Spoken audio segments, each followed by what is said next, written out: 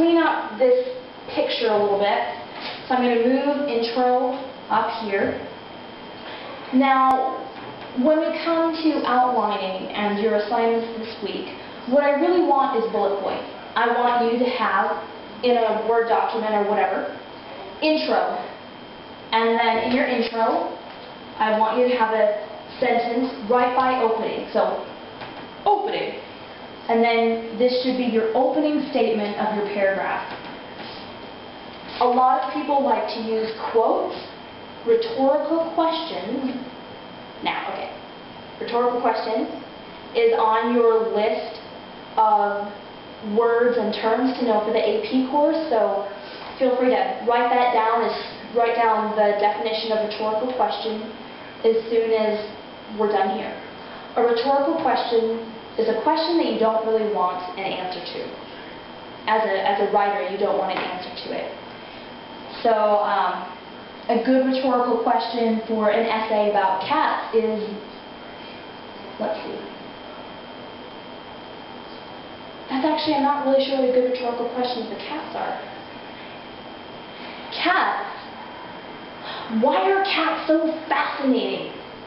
You don't want an answer to that. You're just making an observation that cats are fascinating without making the reader want to answer, well, cats are fascinating because they're furry. The reader isn't going to try to answer that right off the bat. Okay, so a great opening statement is a quote, a rhetorical question, or an attention-grabbing statement. It is the grandmaster getting your attention. Okay, introduce material. You need to introduce the subject of the essay in the intro. Thesis. Your thesis is your one-sentence statement. Your one-sentence argument that you will spend the rest of the essay proving. You also want a map. That's just to tell the reader where they're going. Body. We've talked about this. Point A, and for your outline, for your outline, what I would love is for you to have point A, sentence. 2 sentences, just bullet point sentences of either evidence or a quote or a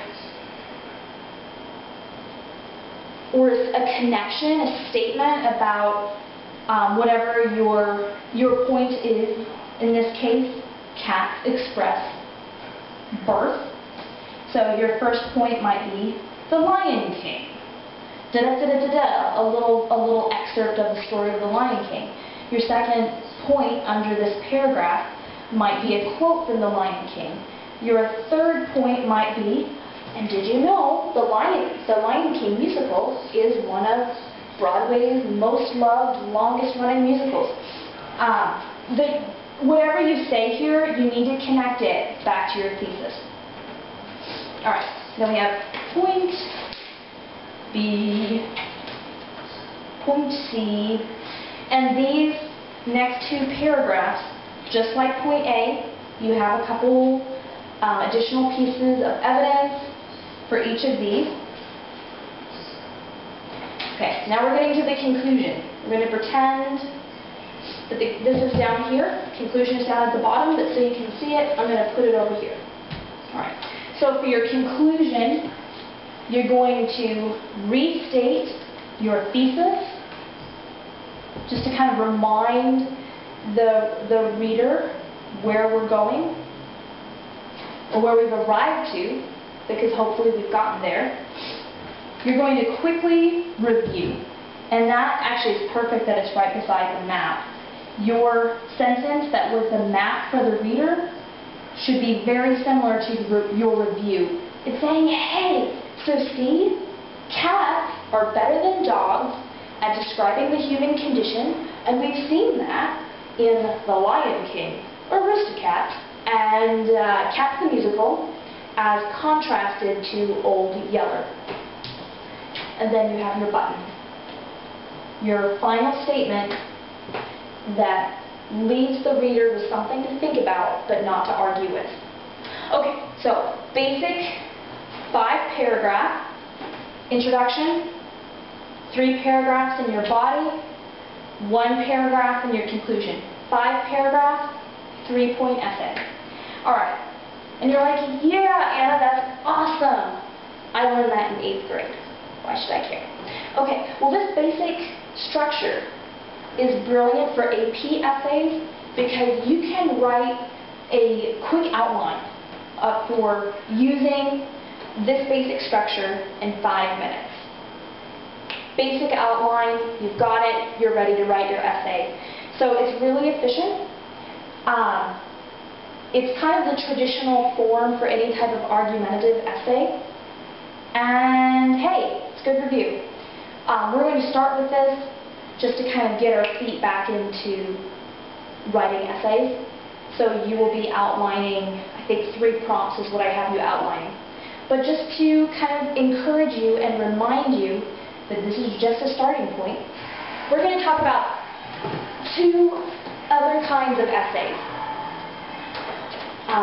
You know how your argumentative essay already assumes that you as the writer have done your research, you know where you want to take the reader.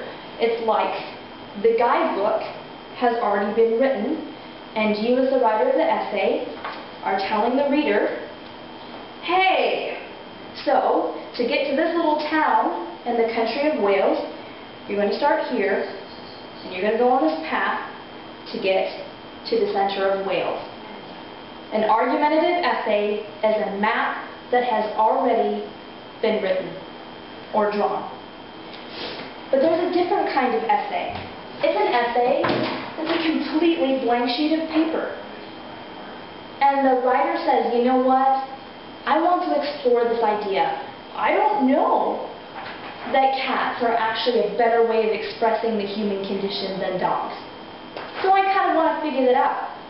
So instead of having a thesis that is a statement, the introduction would probably end with a question. Are cats a better way of expressing the human condition? I don't know. So instead of having a map that's already been written, the author discovers a map. They know where they're starting from. They know that they're starting with a question, but they don't know that they're going to end up with a city over here that says, hey, yeah, cats are a better way of describing the human condition. So each paragraph that here are points, already discovered points, are actually new discoveries that the writer didn't know they had. Yeah. So this type of exploratory essay writes the map as the author goes. Perfect examples of exploratory writing that you would know are St. Augustine's Confessions and a lot of letters, so not quite essays, but there's when we get to our nonfiction, creative nonfiction, and our sections where authors are trying to figure out what happened in a certain historical situation, you'll realize, oh, the author didn't know the answer before they started writing. You'll see what I mean when we get there. Okay, some essays are trying to remember or explore an experience. Green's essay on childhood is one of those essays. Instead of starting with a thesis that's a statement, well, I guess Green, it does kind of start with a statement. You'll realize more and more the more we work together that essays and writing generally have more than one face to them. It's not just like, oh, this essay right here, perfect example of an argumentative essay. A lot of essays are actually kind of a combination of the two. But Green's essay, for sure, is trying to remember what it was like to first start reading. and to try to hide his ability to read, to kind of hold on to childhood. Because as soon as his parents knew that he could read, he was all of a sudden in a different stage of his life. The reason that it's not just a story is the author is trying to make sense of the past. So for him, the different points, the journey, is more about what happened next. Okay, so I learned how to read, point A. I remember just that moment suddenly being able to read. Point B, it might be hiding, but I hid the fact that I could read. Point C, what happened next? All of a sudden, my parents realized that I could read and they gave me a new book.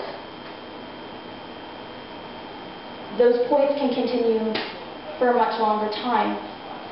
And then the conclusion to Green's essay doesn't really hold to this form that we have here with the 3.5 paragraph essay. It's a different kind of essay, different kind of structure, different purpose. So just to quickly review, start at the beginning. 5 paragraph, 3-point essay, that's where we're starting. Basic structure, great for argumentative essays. A good jumping off spot for exploratory essays and essays that remember.